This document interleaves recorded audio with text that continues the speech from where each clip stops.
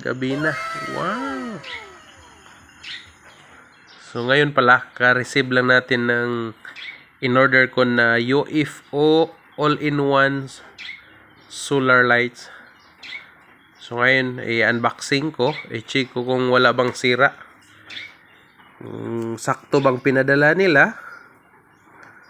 So atong tingnan natin.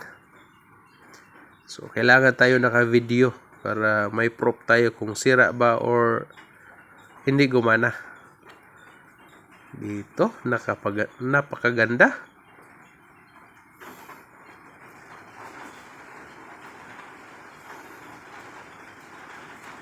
Sakto tong ilagay dito sa harap ng bahay. Kasi naka 360 na siya. Paikot. Yun, lagyan natin ng battery ang remote. Para matry natin kung ilaw ba. Yun. Kumana. Okay. Ayos, mga kaibigan. Next step na naman tayo. Mag-install na ako ngayon na itong nabili ko na UFO solar lights. Lagay ko na para ma-check ko kung gaano to kaliwanag. So, ito pala yung una kong ilagay dito sa kahoy. Ito, may na-ready na ako na kahoy. Ito sa haba. Yung unang ikabit pala, ito yung una. Salpak dito.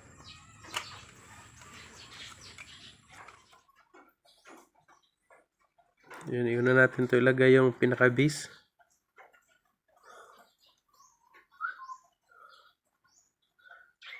So, may 3 bolt yan nakalagay siya. So, kailangan natin higpitan yung 3. Para siya yung hahawak dyan sa kahoy. Para hindi siya malaglag.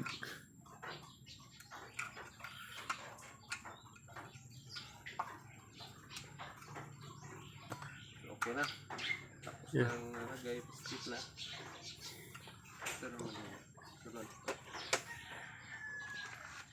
So, paglagay pala nito, dito salpa.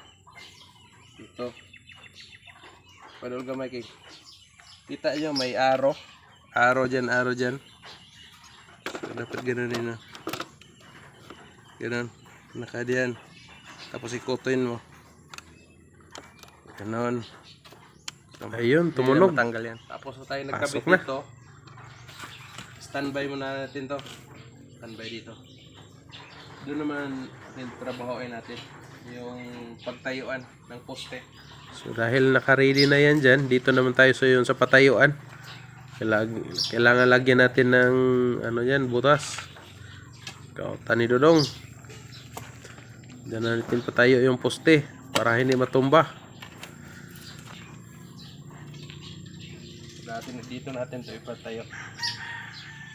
So okay. Ipatayo na natin. Patayo na natin. Kasi excited na akong makita to ngayong gabi.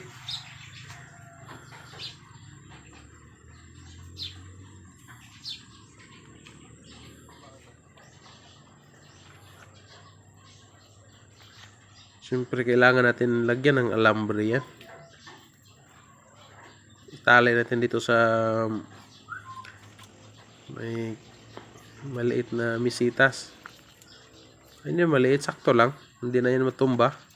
Sa taas sa baba. Oo, kailangan nakatali. Tapos ko na na-install ang UFO solar lights.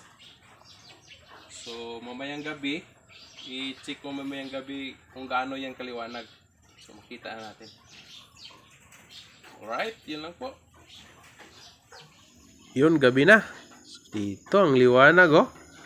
Alright, thank you for watching mga bay.